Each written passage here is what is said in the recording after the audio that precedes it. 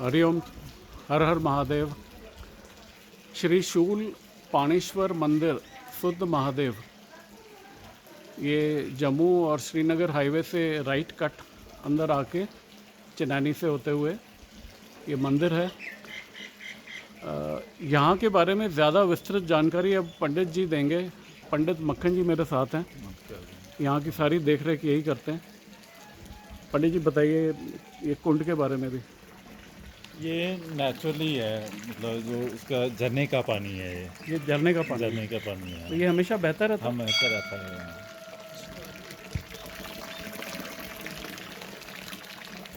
आइए पंडित जी मंदिर चलें। जी हर हर महादेव शिव शंभो। आप बताते जाएं पंडित जी मंदिर के बारे में। जी, ये कुछ सीढ़ियाँ हैं और सामने हर हर महादेव और नीचे जय श्री हनुमान जी। वातावरण इस मंदिर का बयान नहीं किया जा सकता शब्दों में, वो आप आएंगे तभी महसूस होगा।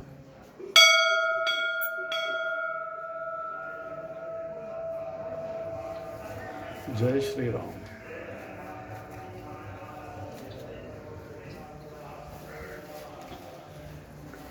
चारों तरफ मंदिर पहाड़ियों के बीच में, एक तरीके से चारों तरफ पहाड़ियाँ हैं, बीच में ये मंदिर है। और बड़ी ही ख़ास जगह पे अब हम पहुँचे हैं। ये महादेव जी का त्रिशूल है। पंडित जी आप बताएं इनके बारे में। ये वो त्रिशूल है जो भोलेनाथ के स्वयं हाथों का है, जिससे सुदांत राक्षस जी का वध किया है उन्होंने। जी तो ये 3 भाग में है, एक नीचे ज़मीन में है जी। तो ये है और एक ये है। एक ही है। हाँ, इसमें ऐसे ग्रिप बनी हुई है। अच्छा जी। इस पर कुछ लिपि भी जो लिखी गई है वो पढ़ नहीं जाती है। जी जी जी। हाँ, इसी के 3 भाग हैं। ये एक ही त्रिशूल है, उस पे टूटा हुआ है। ये लिपि पढ़ी हुई पढ़ नहीं जा पढ़ सकती। नहीं। यही एक ही त्रिशूल है, 3 भाग में टूटा हुआ है। हाँ, इसकी क्या कथा है पंडित जी? ये मैं अंदर जाके आपको वो जी, जी, जी। सारे बताऊंगा। जी जी। और ये भैरव जी, भैरव बाबा, यहाँ पे भी 3 शिवलिंग हैं। ये माँ तुलसी। तो आइए चलते हैं अंदर मंदिर में।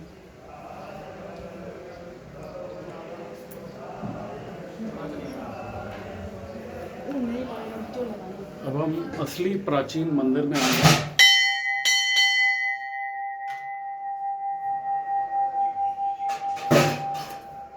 थोड़ा झुक के अंदर आना है। जी पंडित जी, हर हर महादेव, हर हर महादेव। जी गयाननं भूतगणादिसेवितं कविदजं भूफलचारुभक्षणं महासुदं शोकविनाशकारकं नमामि विघ्नेश्वर पादपंचम। तो बताते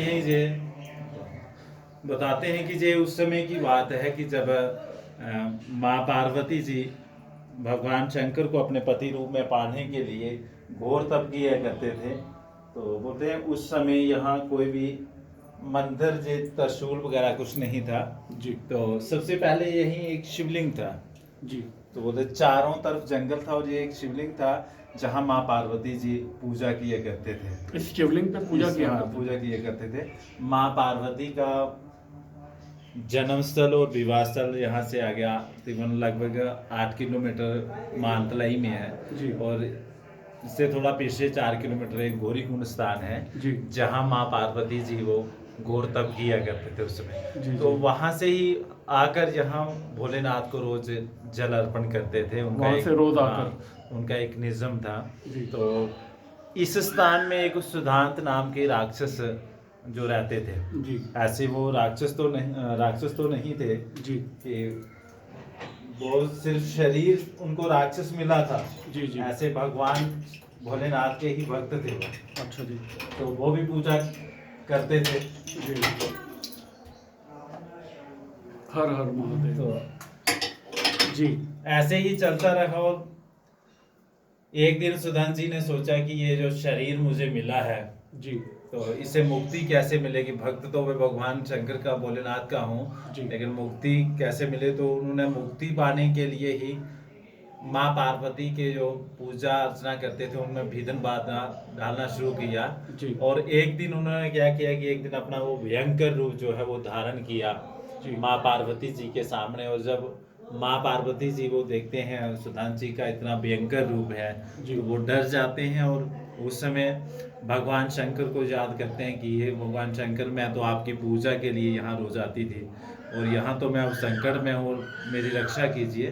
तो जो आपने वो त्रिशूल जो बाहर देखा, जी। तो बोलते हैं उस समय जो भोलेनाथ ने जब माँ पार्वती की ये पुकार सुनी तो उस समय भोलेनाथ ने वो त्रिशूल अपने हाथों से वहां से छोड़ा था कि माँ पार्वती की रक्षा के लिए। जी। तो जैसे ही वो त्रिशूल जहाँ आके सुधांशु जी के गले में लगता है तो वो भी उच्चारण करते हैं ओम नमः शिवाय, ओम नमः शिवाय, ओम नमः शिवाय। तो उस समय भगवान शंकर देखते हैं कि दोनों मेरे भक्त हैं, माँ पार्वती जी भी और सुधांशु जी भी। जी। तो उस समय भगवान सुधांशु जी से पूछते हैं कि बताइए मैं आपको जीवित कर दूं। तो सुधांशु जी बोलते हैं कि अगर आप के हाथों जो शरीर जो है शुद्ध हुआ है, आज मेरे मुक्ति मिली है, तो इससे बड़ा क्या चाहिए। तो भोलेनाथ बोलते हैं कि आप भक्त हो मेरे, जी। कुछ मांग लीजिए, वर मांग लीजिए। तो उस समय सुधांशु जी ने मांगा था कि अगर देना है तो कुछ ऐसे दीजिए कि जो मेरा नाम है वो अपने नाम के साथ जोड़ दीजिए। अच्छा। और आने वाले टाइम में भक्त का नाम पहले आएगा और भगवान का बाद में। तो उसी दिन से इस स्थान का नाम पड़ा था शुद्ध महादेव। शुद्ध महादेव। यानी कि सुधांशु जी जो है वो उनका नाम पहले आता है और महादेव जी का बाद में आते हैं। जी। जी। और अब दो चीजें हो गई हैं, जहाँ ये शिवलिंग पहले का था, अब त्रिशूल भी है। और ये जो सामने मूर्ति है जी। तो ये बाद में मिली है। ये राजा महाराजों के टाइम में एक किसान को मिली थी। पंडित जी एक सेकंड, ये हाँ। पहले शिवलिंग थे? पहले सिर्फ। शिवलिंग था उसके सिर्फ। बाद मूर्ति हाँ, मिली? पहले शिवलिंग था, उसके बाद त्रिशूल आ गया और बाद फिर में ये बाद में मूर्ति ये। है। तो बोलते यह एक किसान थे, वो अपनी जमीन में काम कर रहे थे, जैसे ही खेती बाड़ी, तो वो हल चलाते थे। जी। जी। तो उनकी हल के वे फाल को ये मूर्ति लगी थी। बोलते अच्छा। जैसे ही ये उनके फाल को मूर्ति लगी तो इसमें से रक्त की जो है वो दहार बाहर निकली। अच्छा। तब किसान देखते हैं कि भाई क्या है इसमें। तो बड़ा एक अजीब सा लगा कि भगवान शंकर की मूर्ति तो है लेकिन पत्थर में से रक्त कैसे। तो उसने मूर्ति को साफ किया, उसने सोचा कि राजा महाराजाओं को बताएंगे जैसे होगा। तो वहां से मूर्ति उठाई, उन्होंने सोचा कि जहाँ भगवान शंकर का शिवलिंग है इसी के पास हम इस मूर्ति को रखते हैं। बोलते जैसे ही इस मूर्ति को उन्होंने यहाँ रखा था वैसे ही ये स्थापित हो गई है। अच्छा। उसके बाद हिली नहीं। तो इस आप बता रहे थे चिनैनी के राजा ने कोशिश की थी हटाने की। हाँ, वो इनको करने की, लेकिन वो कुछ नहीं हुआ, ऐसे ही रह गई है। ये तो स्थापित ही हो गई। स्थापित हो गई है जी। तो उनके उसके बाद ये मंदिर वगैरह जो है बने हैं। जी। तो काफी पुराने मंदिर है ये। तो जी, वो जी। चाह हजारों साल हाँ, तो इसमें ये दर्शन है, ये भगवान शंकर जी हैं और ये माँ पार्वती जी हैं। और इधर ये नंदीगण है, नीचे ये नंदीगण जी हैं। जी। जी। जी। और ये गणपति जी हैं। जी। जी। और ये त्रिदेव जी हैं, ये तीन हैं जो हैं, देखिए ब्रह्मा जी हैं। जी। जी। और ये विष्णु और ये महेश। जी। जी। ब्रह्मा विष्णु महेश जी। जी। जी। तीन मुख में है। जी। जी। इसमें जितना भी जल चढ़ता है वो बाहर नहीं जाता है। शिवलिंग पे जल हाँ, चढ़ता है वो जितना बाहर नहीं जाता। बाहर नहीं जाता है, इसी अंदर ही ये समा जाता है। तो अंदर ही समा जाता है। अच्छा। यहाँ सबसे पहले जो है वो नाथ लोग ही आए थे, भगवान शंकर की पूजा अर्चना करते थे। जी। तो बाहर उनकी समाधि है, बाबा रूपनाथ जी हुए सबसे पहले। जी। जी। जो भगवान शंकर की पूजा किया करते थे, उन्होंने जिंदा समाधि ली है। जी। तो जी। जितने भी ये छोटे छोटे बने हैं सब ये समाधि हैं। उनके बाद एक के बाद एक आते रहे और उन्होंने ही ये सामने वाला मंदिर जो है वो बनाया था, गोरखनाथ जी का। गोरखनाथ। हाँ, तो सामने इस कमरे में उस समय की एक धुनी है, जी। वो जी। धुना लगाया था बाबा रूपनाथ जी ने, वो आज भी चलता है। तो शिवलिंग के एक बार और, ये बहुत ही पवित्र शिवलिंग है जहाँ माँ पार्वती ने जल चढ़ाया है सालों साल। जरूर आइए शुद्ध महादेव मंदिर में। आइए चलें पंडित जी इधर से।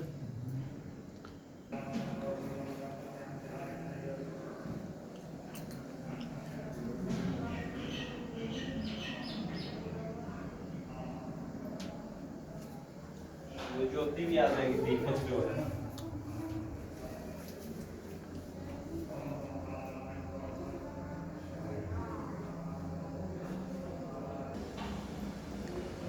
सुध महादेव जी के मंदिर के सामने ही ये गोरखनाथ जी का मंदिर है।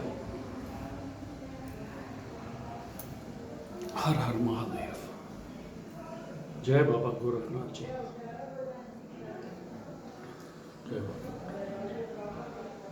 थोड़ा रिफ्लेक्शन आ रहा है, माफ़ करिएगा वीडियो ऑडियो क्वालिटी के लिए। मेन फोकस करिए कि ये वीडियो बनाने का मोटिव है जगह के बारे में हम सबको बताना। ये अस्थियाँ भी हैं सुदांता की। हाँ जी, ये सामने वो सुदंत जी की अस्थियाँ हैं जो एक पत्थर शिला में है आज। ये अस्थियाँ हैं सुदंत दैत्य की, हाँ, जो पत्थर शिला में है।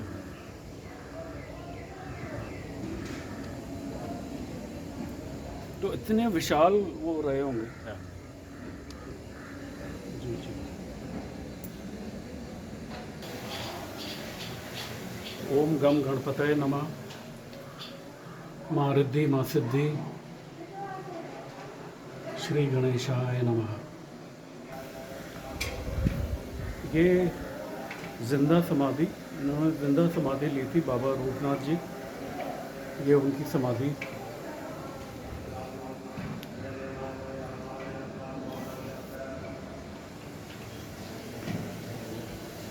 यहाँ पे नित्य प्रति पूजा उपासना की जाती है। ये शिवलिंग स्थापित किए गए हैं।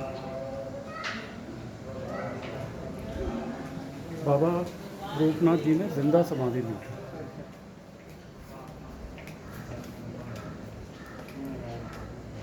पंडित जी ये भी समाधियाँ ही हैं? हाँ जी, सभी समाधि हैं। ये किनकी समाधि है? इनका नाम का पता नहीं है। और जय गोपाल नाथ महाराज जी, अच्छा आधे 3-4 के नाम लिखते हैं। अच्छा, ये सब समाधियाँ हैं। हाँ जी, हाँ जी। सबसे जो है वो रूपनाथ जी की समाधि ये है। पहले रूपनाथ जी आगे, जी जी। ये बाबा रूपनाथ उनके शिष्य हैं। ये इनके शिष्य जिंदा समाधि भूपनाथ जी। अच्छा, और जो लास्ट में वो बाबा दूनीनाथ जी। बाबा धोनीनाथ जी, ये सब समाधियाँ हैं इनकी। हाँ जी। ये प्यारे नंदी जी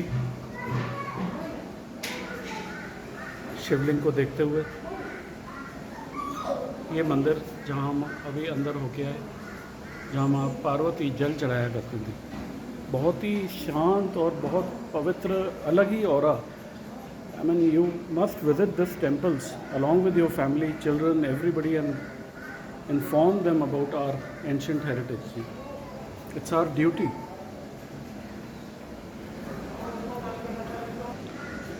ये हवन कुंड है जहाँ हवन किया जाता है, और दूसरा हवन कुंड अंदर है जहाँ बाबा जी की धूनी जल रही है।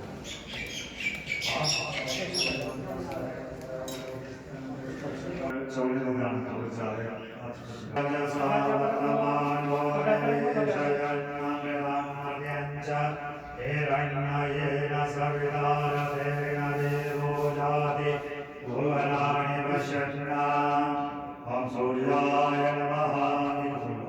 सूर्यमायामि स्थापयामि पूजयामि। ओम अग्निर्मोदेवाग्निर्मोदादेवाः अयं नाममृतम्।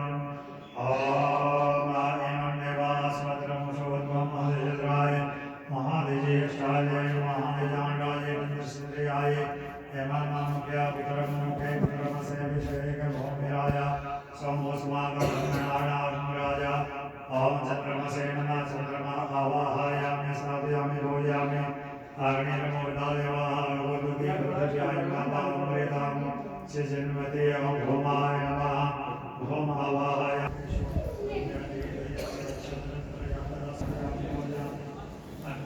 अंदर हवन चल रहा है, मैं वो तो दिखा नहीं सकता, आपको आवाज़ गूंज सुनाई दे रही होगी।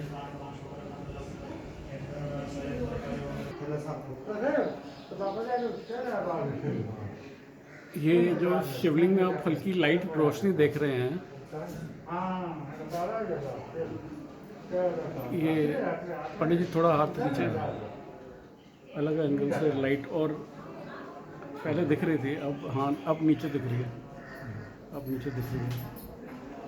ये क्या है पंडित जी, इनके बारे में? यहाँ इसका नाम जो है वो शिवरुद्री पड़ा है। जी तो बताते हैं जो उस समय जब मंदिर बना था उस समय जो इस स्थान के जो राजा महाराजा थे उनकी खजाने में जो बहुमूल्य रत्न जो था जी। उन्होंने भगवान शंकर को अर्पित किया था ये। अच्छा अच्छा, हाँ, यहाँ तो इनका नाम पड़ा है, अब शिवरुद्री सब बोलते हैं। शिवरुद्री। हाँ, लेकिन एक कोई जो रत्न है जो उनके पास बहुमूल्य था वो भगवान शंकर को एक बार उन्होंने और रोशनी में अर्पित करेंगे। किया था। इसमें नहीं, थोड़ा और इनमें एक प्रकार से शायद कैमरा ले नहीं पा रहा है, लाइट ये आप देख रहे हो तो एक सेकंड, लाइट आ रही है जो रिफ्लेक्ट होती है थ्रू द शिवलिंग।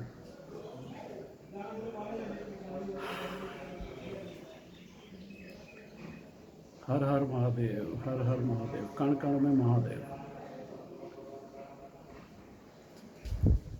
और वापस हम मंदिर पूरा परिसर घूम के हनुमान मूर्ति के आगे आ गए।